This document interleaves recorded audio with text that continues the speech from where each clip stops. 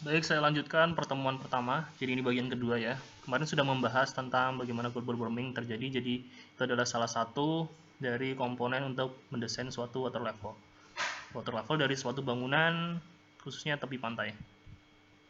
Jadi untuk gelombang dari tsunami itu juga tidak semua itu jadi opsionalnya. Jadi tidak semua daerah menggunakannya karena tergantung dari potensi yang terjadi, potensi terjadinya tsunami pada daerah tertentu sehingga mengakibatkan itu bisa digunakan dan juga bisa tidak. Untuk komponen yang berikutnya yang wajib ada yaitu adalah wave setup. Jadi di mana ada suatu kenaikan muka air laut yang diakibatkan oleh adanya gelombang. Jadi gelombang itu mengakibatkan fluktuasi di mana ada yang turun muka air lautnya dan juga ada yang naik. Nah, yang naik ini akan menjadi perhitungan sebagai desain water levelnya. Naikannya juga dipengaruhi oleh suatu kedalaman lautnya dan juga kemiringan dari baik itu bangunan atau daerah pesisir pantai pada sekitar daerah rencana pembangunan dari bangunan pantainya. Yang kedua adalah wind setup, di mana ini adalah gelombang besar, yaitu seperti kita sebut juga sebagai badai yang menyebabkan suatu fluktuasi air laut yang sangat besar. Jadi kalau yang tadi gelombang wave setup itu adalah gelombang pada karena angin yang tidak besar, hanya angin yang kecil saja. Tapi kalau ada angin badai yang besar, nah ini mengakibatkan gelombang badai juga. Jadi ini yang diperhitungkan sebagai wind setupnya.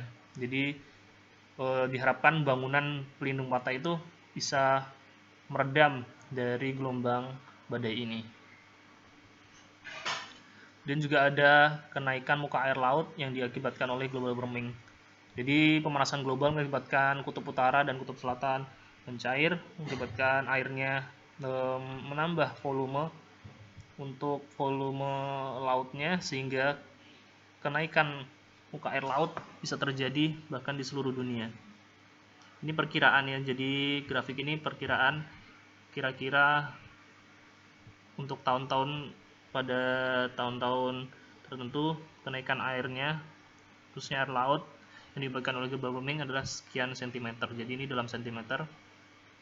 Nah, seandainya kita pada tahun 2025 merencanakan bangunan dan bangunan tersebut diperkirakan akan bertahan atau bisa melayani atau daya gunanya sampai 50 tahun. Nah, kita perkirakan 50 tahun itu kenaikan airnya berapa? Ini sekitar 30 cm. Jadi ini menjadi input sebagai desain water levelnya. Ini adalah the water level di mana input yang paling utama, karena ini bisa terjadi setiap hari. Tapi dia memiliki ketinggian yang berbeda-beda, yaitu adalah fluktuasi muka air laut yang diakibatkan oleh pasang surut dan juga daya tarik atau gravitasi bulan. Itu ada beberapa macam, seperti muka air tinggi hingga air rendah terendah.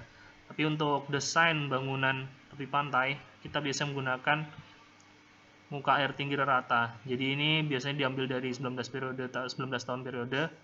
Jadi dari 19 tahun itu dirata-ratakan muka air tertingginya berapa. Nah, itu digunakan sebagai input. Tetapi kalau tidak ada data sampai 19 tahun, maka kita bisa menggunakan muka air tinggi tertinggi, yaitu pada saat bulan purnama atau bulan mati. Nah, itu dicek muka air tertingginya berapa. Ini yang menjadi perhitungan. Kalau untuk air rendah ini biasanya kita gunakan pada kolam labuh suatu dermaga. Jadi diharapkan dasar dari kapal itu tidak karam pada permukaan kolam labuhnya, sehingga kita merencanakan kira-kira paling rendah berapa. Kalau untuk elevasi muka air pasang surut ini didapatkan bisa dari survei langsung minimal 15 hari atau sampai 30 hari.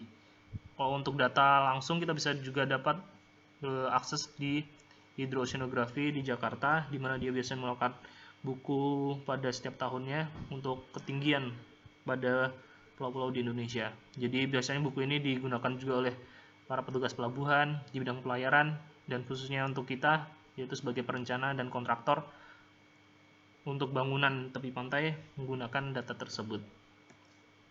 Ini contoh hasil pengamatan dari pasang surut selama 1 bulan di Pelabuhan Cilacap. Ini rekap data yang saya dapatkan dari buku Buat Maju 2008, mana pada bulan Desember 1994 dilakukan survei, kemudian didapatkan hasil yaitu ketinggian highest water level, yaitu muka air tinggi tertinggi sekitar 2, 3, 4. Ini dalam sentimeter ya. Dan min sea levelnya berapa hingga muka air rendah terendah sekian. Nah, untuk yang terakhir adalah wave run up, di mana ini adalah input terakhir dari desain water level. Jadi pada gelombang yang terjadi akan menghantam suatu bangunan air atau juga pada tepi pantai. Nah, di situ juga biasanya ada namanya rambatan gelombang atau gelombang yang bisa terdorong dan juga merambat pada seandainya kita juga bermain di pantai, bisa kita bermain tentang dikejar oleh ombak tersebut.